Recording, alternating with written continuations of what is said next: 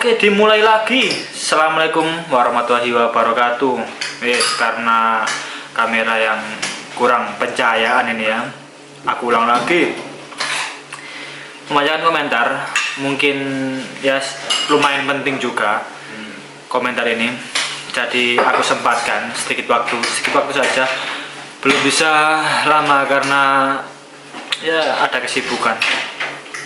Dan akhir-akhir ini belum membuat video, juga bekerja lagi belum semangat juga. Oke, langsung aja. Ini pertanyaan dari, bukan di YouTube ya, di Instagram, lumayan berbobot memang ini ya. Ya aku jawab sebisanya saja. Kalau ada kesalahan mohon dimaafkan. Yuk, assalamualaikum Mas Anton. Perkenalkan, saya Bagus dari Bandung ini, adem ya. Maaf, mau tanya Mas, ini kan saya lagi apply buat kerja di factory di Budapest, dan di waktu yang bersamaan juga sama udah dapet job offer buat di Budapest ya. Sebelum lebih jauh, saya mau tanya ke jenengan soal hidup di Hungaria secara lebih detail, supaya saya bisa nimbang-nimbang ke depannya buat keputusan saya. Hal-hal yang saya mau tanyakan adalah perkocokan guys. Satu, untuk kehidupan di Hungaria ya, dengan gaji sekitar 8-9 juta rupiah bersih, karena sudah ada akomodasi dari perusahaan, apakah worth it Mas menurut pengalaman Mas Anton? Oke, yang kedua, yang satu dulu aja ya. Oke, ini menurut saya pribadi yang bujangan 8-9 juta gaji bersih, sudah akomodasi ya, bersih ya, ini gaji pokok ya menurut ya. Kalau untuk saya pribadi, mungkin tanggungannya apa sih masa bujangan itu? Mungkin orang tua, keluarga, dan tabungan saja sih sebenarnya. Jadi menurutku pribadi, untuk pokoknya saja aku rasa cukup untuk kami ya, yang sebagian masyarakat menengah ke bawah itu sudah alhamdulillah sekali, sudah cukup banget secara gaji bersih. Tapi nanti di saat ada lembur atau tambahan waktu kerja itu lumayan, itu yang bagusnya itu di situ. Jadi untuk pokok 8-9 juta menurutku worth it, dan ditambah lemburan nanti beda lagi ya secara gaji. Oke, untuk yang teman-teman yang semuanya yang penanyakan soal gaji itu, aku belum bisa apa ya, secara gamblang mengasih tahu sih. Jadi aku mengasih kisaran seperti yang biasanya saja, kasih kisaran saja, tapi nggak secara gamblang karena kondisi ikut perusahaan, dan masih butuh perusahaan ini aku termasuk ya. Makanya itu apa ya, sebagai privasi sih dari perusahaan. Aku hanya mengasih kisi-kisi saja. Oke, worth it menurutku. Nanti aku coba tanyakan kepada teman yang sudah berkeluarga, sudah punya anak, gimana pendapatnya, apakah worth it atau enggak secara 8-9 juta bersihnya itu. Nah, ini sudah bertemu dengan teman saya di sini yang udah berkeluarga dan mempunyai anak. Berapa mereka? Tiga. Kenalin dulu namanya. Nama saya Eko. Anak 3. Wah, 3 ya. Waduh. Adik lagi lah. Tentang perihal pertanyaan tadi. Ya. Ya, bentar aja Pak Eko. Mengganggu waktunya sebentar. Oh, tidak apa. Ya. Free Nanti ya. bisa dibagusin itu. Meskipun kayaknya peteng ya. Iya. Ini Pak Eko. Gimana? Kan tadi aku sudah jawab yang untuk kehidupan bujang ya secara gaji tadi. Kalau ini untuk teman kita di sini yang sudah berkeluarga, istri, anak 3, dengan ini di Hungaria dengan gaji sekitar 8-9 juta rupiah bersih ya, bersih, belum lembur atau apa, gaji pokoknya. Iya. Dan sudah mendapatkan akomodasi ya, termasuk kayak kita kan dapat apa, makan, transportasi sudah dibiayai perusahaan. Terus kita udah menerima 8-9 juta. Ya. rupiah bersih. Kira-kira untuk kehidupan apa ya, keluarga yang rumah tangga sambil punya anak 2 atau 3 anak itu kira-kira cukup nggak? Gimana Pak Eko, tanggapan sampean itu pribadi? Kalau untuk pribadi saya sih ya cukup banget lah itu. Cuman tinggal kita bersyukur aja. Nah itu ya mungkin kembali lagi sama orang. Poin-poinnya memang poinnya bersyukur. harus bersyukur. Berapapun gaji tetap kurang aja kalau nggak bersyukur. Pasti itu. Itu. Untuk rumah tangga di samping kehidupan sehari wajib kan, kehidupan sehari, iya. Nafkah, apakah masih tersisa tabungan gitu? Ya masih lah kalau itu lumayan masih ya? bisa. Masih itu. bisa. Tergantung kita yang mengatur Nah, ya. tergantung keuangan kita atau manajemennya. Nah ini dari teman kita yang sudah berkeluarga, punya anak juga, pendapatnya mungkin ya ini. Tapi mungkin nggak semua orang lah Ya, tergantung orangnya masing-masing ya. Jadi ini mungkin poin dari Pak Eko yang bagus sekali. Itu tadi poinnya bersyukur. Bersyukur tetap. Tergantung bersyukur. apa mengatur keuangannya tadi. Keuangannya tetap Pak. Kan memang sih ya harusnya Berapapun gaji ya kepala tetap rumah harus tangga sih bersyukur. harusnya memang Iya. mengatur itu semua ya. Tetap itu. Tapi secara istri apa cukup ya? Ya tergantung kembali lagi kalau kita satu rumah tangga harusnya satu irama ya, Oh iya. gitu loh. Itu. Kalau iramanya nggak sama ya tetap kurang. Siap. Tambahan masukan dari Pak Eko. Oke seperti itu Pak Eko. Oke. Maaf sudah mengganggu waktunya di sini. Karena tadi memang lihat-lihat siapa yang ready siapa yang yang ada di Yang malam ada. ini tadi. Oh, iya. Ya enggak Terus apa ada Pak Eko tadi. Oke. Makasih Eko. Yuk. Nah. Oke, lanjut. Yang kedua, sebagai seorang muslim memang udah kewajiban menjalankan sholat wajib 5 waktu dan sholat Jumat buat laki-laki. Dan setelah saya lihat video Mas Anton yang di kota Tata, memang sulit untuk sholat Jumat. Tapi kalau di Budapest gimana Mas?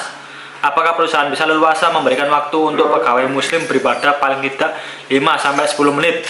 Ini dari yang pertama dulu ya. Di Budapest. Di Budapest ini termasuk lumayan banyak sih yang aku telusuri dulu ya. Mungkin antara 4-5 masjid. Itu biasanya itu pemiliknya itu rata-rata sih Arab, Turki. Yang Budapestnya sendiri tuh nggak tahu sih ya. Kayaknya itu akuisisi gitu, dari Arab, terus ada yang akuisisi sebagian tempat masjid utama itu di Budapest ada itu. Tapi secara Jumatan ikut bahasa Arabnya, bukan ikut bahasa Hungari. Itu sih Mas ya, karena tahu sendiri Hungaria ini lebih ke pendiri ini Kristen kalau menurutku ya. Memang lebih fanatik ke Kristen sih Budapest ini. Seperti halnya Romania gitu. Oke, untuk perusahaan ya, ini tergantung perusahaannya Mas. Yang dari kami, perusahaan di Tata ini, alhamdulillah masih dikasih kesempatan untuk ibadah yang sholat biasa ya. Kalau Jumatan kan harus di Budapest, tapi yang di Tata ini nggak ada. Tapi untuk sholat kita dikasih antara 5-10 menit dikasih itu waktu sholat di pabrik ya. Itu Mas, di Budapest banyak, tenang saja. Mungkin melalui naik kereta atau tram gitu bisa mencapai ke masjidnya. Oke, 3, mungkin saya minta nasihat dari Mas Anton yang sudah berpengalaman di Hungaria. Buat saya yang baru ingin proses ke sana supaya jadi pertimbangan buat saya pertimbangan ya ini. Oke, ini tak balas dulu aja. Yang ketiga, nasihatnya sih sebenarnya nggak muluk-muluk ya. Untuk teman-teman semua yang mau berangkat, ini hanya pengalaman sedikit dari saya ya. Kalau bisa disiapkan matang-matang sebelum berangkat ke sini itu. Disiapkan secara apa sih sebenarnya? Lebih ke hati aja ya, hati dan kesiapan mental terutama. Jadi jangan sampai coba-coba tapi tanpa ada persiapan mental gitu, jangan sampai.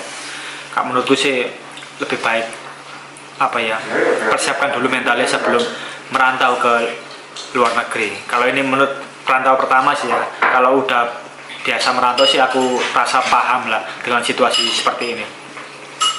Oke, yang satu itu di Hungaria nih apa ya, bukan menjelekkan sebenarnya. Kalau pengalaman aku pribadi masih banyak diskriminasi sih. Itu harus diwaspadai.